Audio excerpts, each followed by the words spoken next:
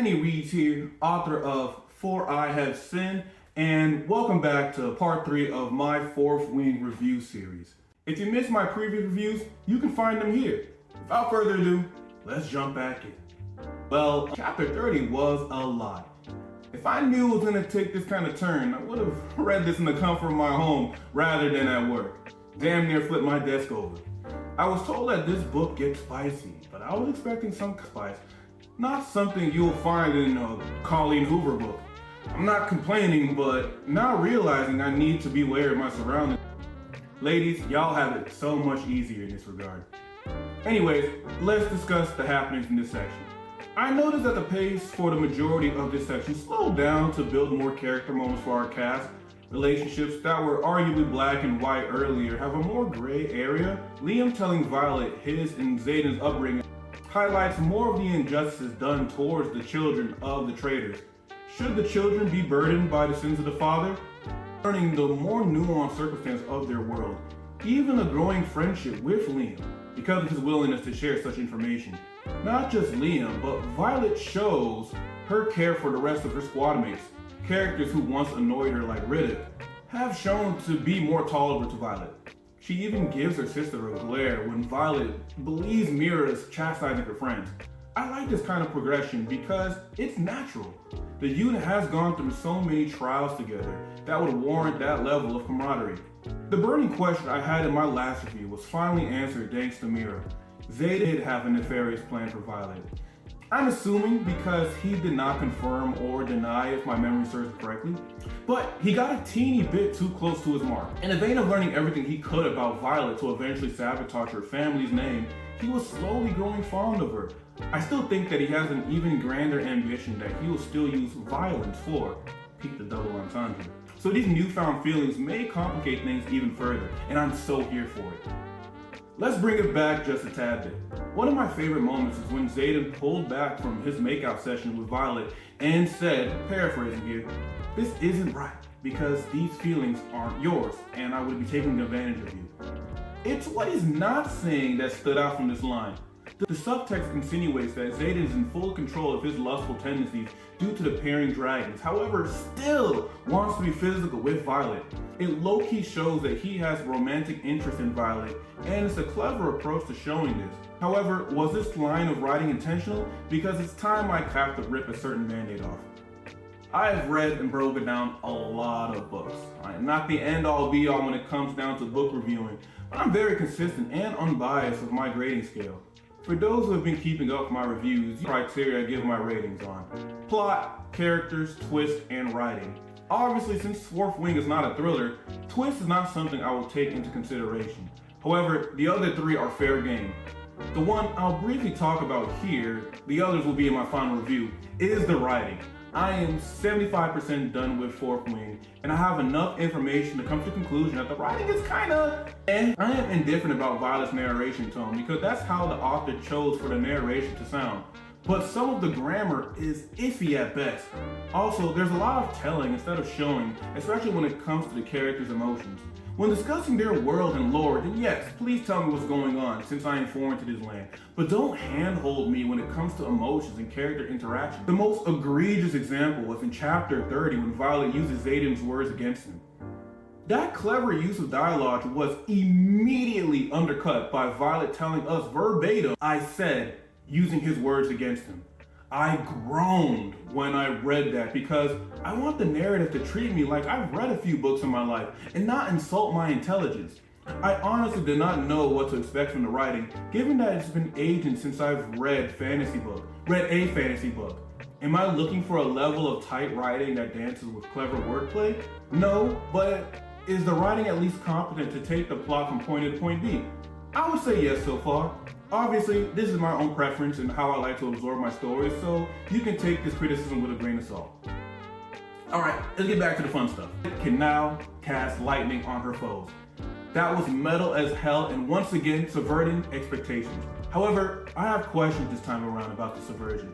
For the entirety of the story's read time, Violet has been shown to be super clever, always leveraging her surroundings to her advantage. This wittiness is part of her character, and we were told that their powers are a manifestation of the kind of person they are. Violet shows us who she is, however, her lightning indirectly tells us otherwise. She even goes through a level of introspection on who she is as a person when the power erupts and kills Jack. And I've said good riddance. Her introspection is good narratively so far, and I hope as the story continues, her nature or changing nature will justify having an ability that's solely designed to kill. At least that was told to us. Maybe she could control it and do more refined things with her lightning. So far, my prediction from the previous review that Violet is the all the power yet all the reluctance to use it archetype may come to pass the way this is turning out to be. Boys and girls, we are in the end game now, and I can't wait to see how this story concludes. Here's some side notes. I know y'all love that toxic bad boy shit that Xaden pulled saying, "Don't end up falling for me." City boys, we up 100. The professor admitting the reason why reading minds is a capital offense is telling about the society they live in. Something that can be an invaluable asset is deemed too dangerous? Fishy. There is something special about the book Violet had at the beginning that was given to her by her father. So I've got my eyes out on that.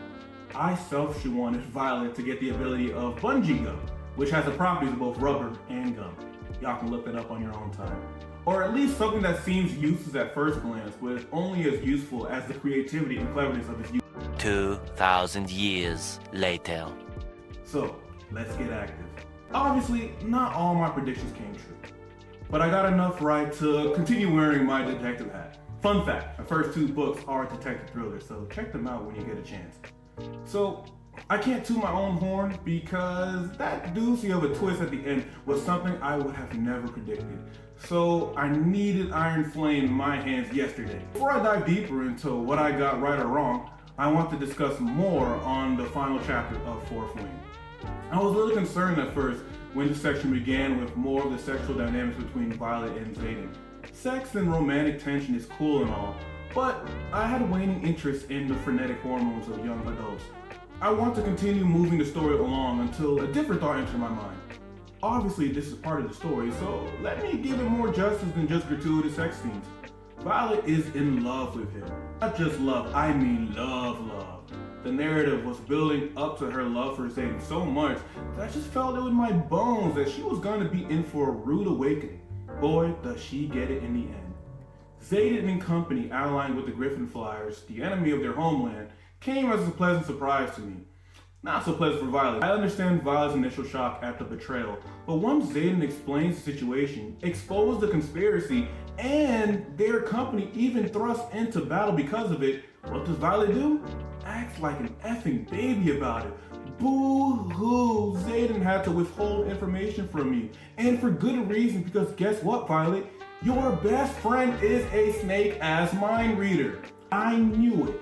Dane was up to some BS when he kept touching Violet's face. Peep my first review. Xaden clearly articulated his reasoning on why he had to keep this information from her. But Violet is only concerned that he lied by omission to her. Grow up. The situation is bigger than your bruised ego and hurt feelings. Now I understand why she was gifted the ability to wield lightning. She wears her emotions on her sleeve, lashing out with tremendous fury, and obviously that trumps her cleverness. Hold on, before you fillet me with your pitchforks, just hear me out. In real life, is a private obligated to know everything the general knows because she is sleeping with him? Hell no, and this should be no different. Xaden acquiesces to her demands to know everything.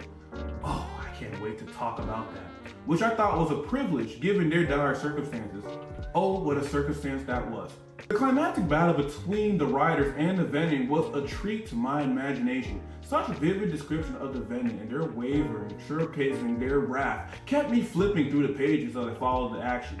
The battle highlighted 2 things for me. Violet's woeful inexperience in a non-structured combat situation, which is to be expected since this is her first one, and the overwhelming power of just one Venin. Violet had to combine both of her abilities to finally strike down the Venin leader, which, hold up, time out, before I forget, why the hell didn't Violet realize much sooner that stopping time might make this much easier? Even while I was imagining this battle unfold, I was thinking, being able to stop time would come in pretty handy at this moment. I'm glad she did, but only at the most climactic moment. Nitpick, but whatever.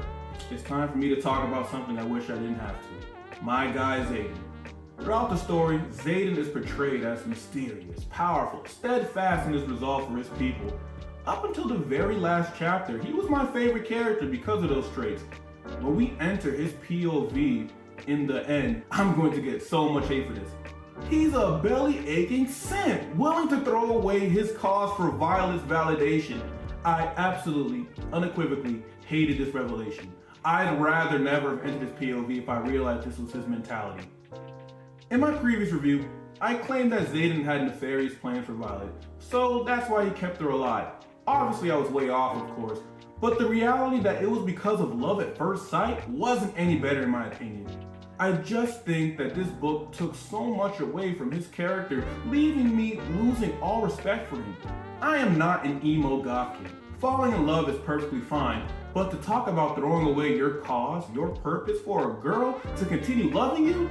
Me and the homies can't respect that. I would have preferred if he accepted that Violet hated him, if it meant that he stayed true to his purpose. It would be a burden to carry, but it would be an emotional scar he'll likely have to live with for his 107 real ones. City boys, we down 200. Don't get me wrong, I thoroughly enjoyed my time with Fourth Wing. The gripes I've highlighted here are my own personal ones, especially when it comes down to characterization. No character besides Xaden in the end was written in perfectly. Violet is a little annoying, but is balanced by her defining traits.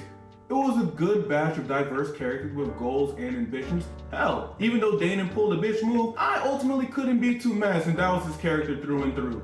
The world building and magic system is very descriptive, leaving the door open for more elements to be added as I continue the series. The general plot of Surviving Dragon U was great, and when you mix in political drama and conspiracy, it opened my imagination to what is really going on behind the scenes. So, here's my final verdict of Fourth Wing.